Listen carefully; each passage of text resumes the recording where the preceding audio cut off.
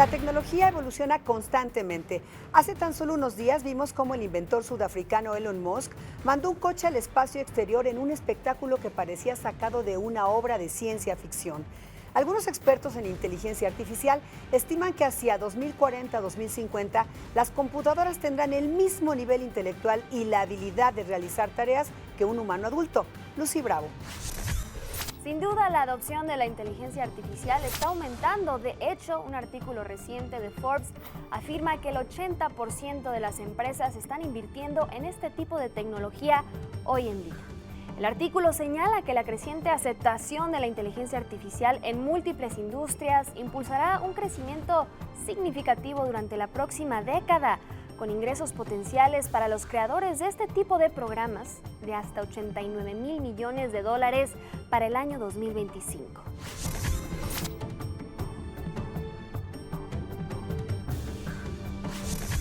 La inteligencia artificial sigue avanzando y uno de sus mayores protagonistas se llama Sofía, el primer robot de la historia en recibir la ciudadanía, y fue precisamente en Arabia Saudita, país donde la ley islámica obliga a las mujeres a tener siempre un acompañante masculino a su lado o a portar un velo.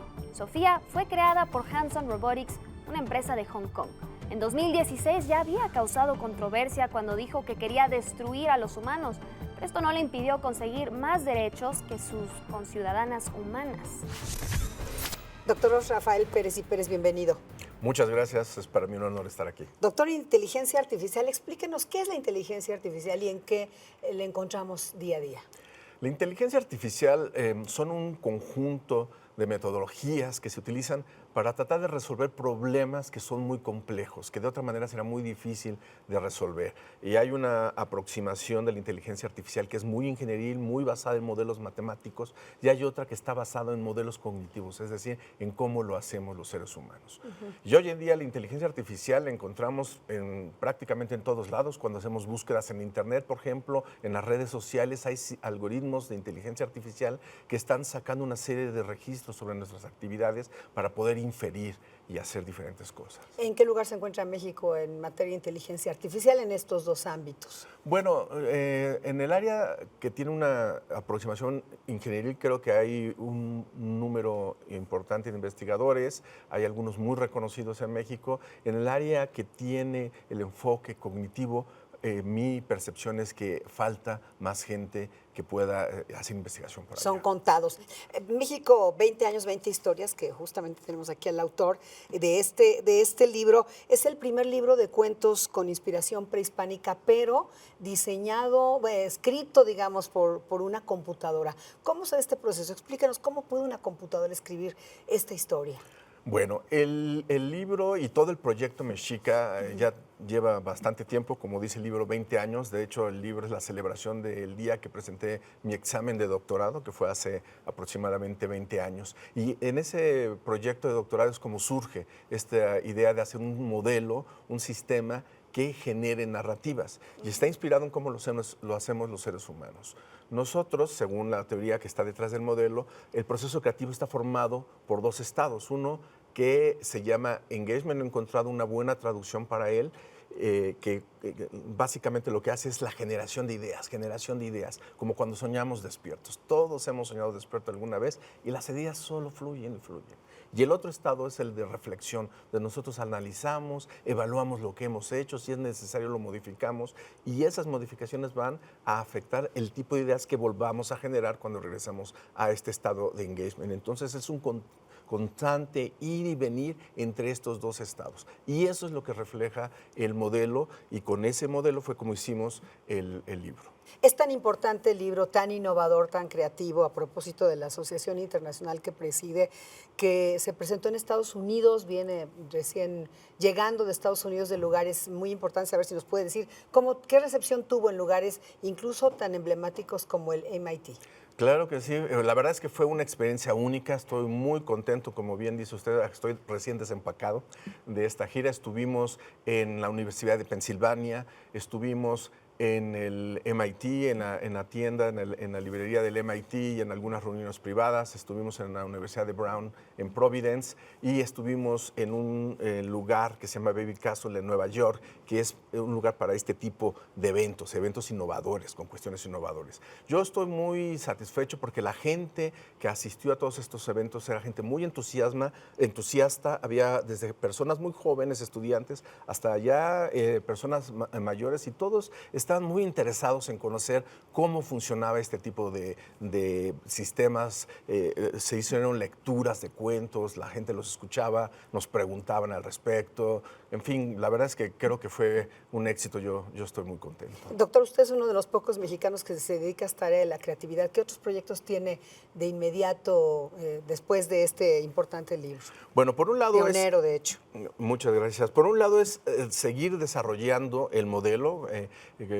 Como yo explicaba, la forma en que funciona el cerebro todavía nos falta mucho por entenderla, mucho. Entonces yo quiero seguir contribuyendo en ese sentido.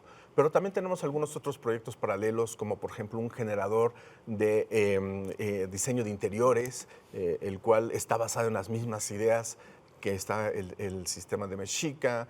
Tenemos uno para composición visual. Es decir, queremos ampliar los diferentes áreas en las que trabaja este modelo de engagement y reflexión para poder comparar y ver cuáles son las diferencias y las similitudes entre ellas. Recientemente hubo un evento de teatro relacionado con esto en Londres, ¿no? Así es, la verdad es que la creatividad computacional empieza a abarcar todas las áreas, no solo están ya en los laboratorios, está en nuestra vida cotidiana, ¿no?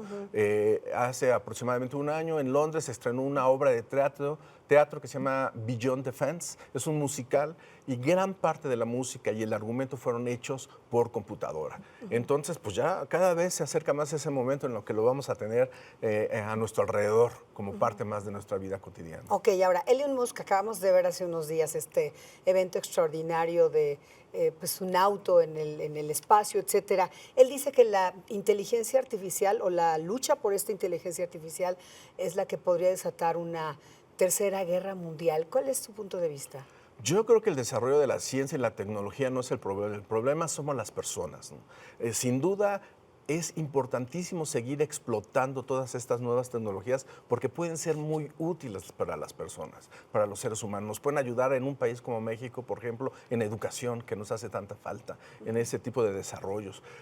Así es que yo más bien soy de la idea que lo que tenemos que hacer es ser muy críticos, conocer de esta área, que el público en general conozca este tipo de desarrollos para ser críticos y poder exigir a las personas que nos representan en las diferentes posiciones de poder en nuestro país que se lleve por el buen camino, un camino que nos ayude a explotarla positivamente. O sea, la inteligencia de suyo, esto que pues que era increíble ver como la ciencia ficción, que el cerebro humano incluso pudiera ser reemplazado por una computadora o que cree, incluso que aprenda como el cerebro humano.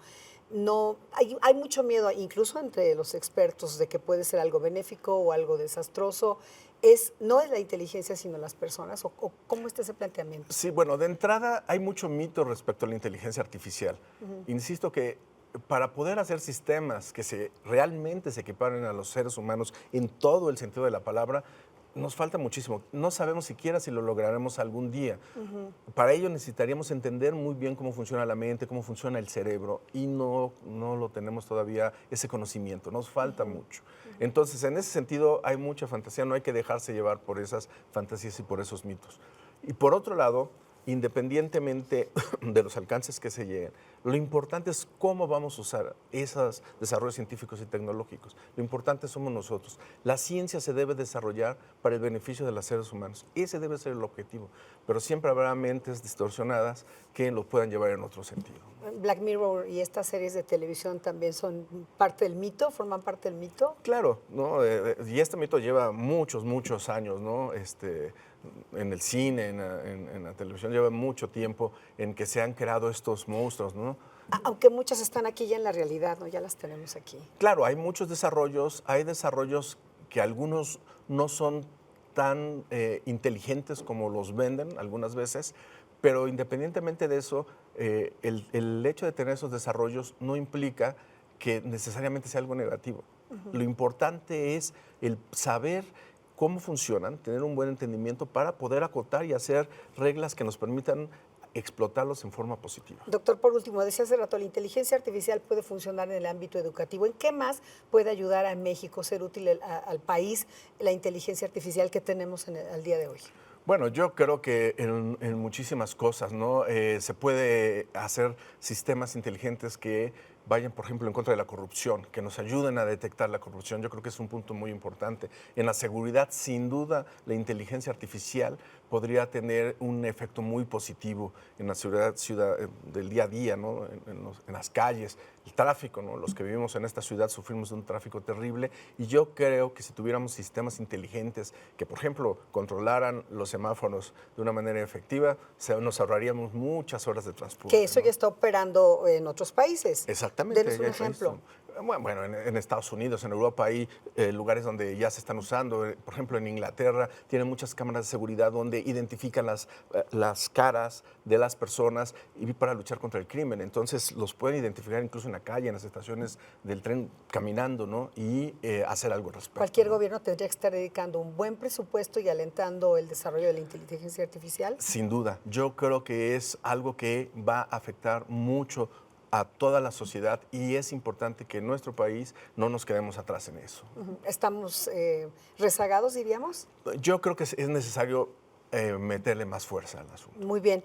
Doctor, pues muchísimas gracias y felicidades por este libro pionero en el mundo en términos de narrativa. Podríamos decir que no fue escrito por usted, por el doctor Pérez y Pérez, sino por una computadora. Así es. ¿Eso es? Así es. Yo no tuve que ver con el producto final. Yo desarrollé el sistema, el modelo, pero no el producto final. Yo no metí mano, no arreglé las historias. Esas son lo que Mexica decidió generar y tal cual está. Con esto no se acaba, por supuesto, con la narrativa de los escritores, ¿no? No, por supuesto que no. De hecho, la idea de Mexica es poder ofrecer una alternativa, ¿no? Una nueva forma de relacionarse con el libro, pero los escritores nunca van a desaparecer y lo que va a ocurrir seguramente es que con estos nuevos contextos que surgen, se les van a ocurrir cosas diferentes que antes no se ocurrían y que nos van a llenar de una manera diferente. Muchas gracias, doctor. Al Enhorabuena. contrario, muchas gracias. En el tema de la inteligencia artificial, los científicos afirman que la evolución de las máquinas ya asimilan el conocimiento y les permiten tomar decisiones a velocidades superiores que las del cerebro humano, al grado de que podrían reemplazar a las personas en ciertas profesiones. ¿Hasta dónde será esto un sueño o una pesadilla? No lo sabemos, pero la inteligencia artificial ya está aquí. Esto fue A Quemarropa, nos vemos la próxima semana.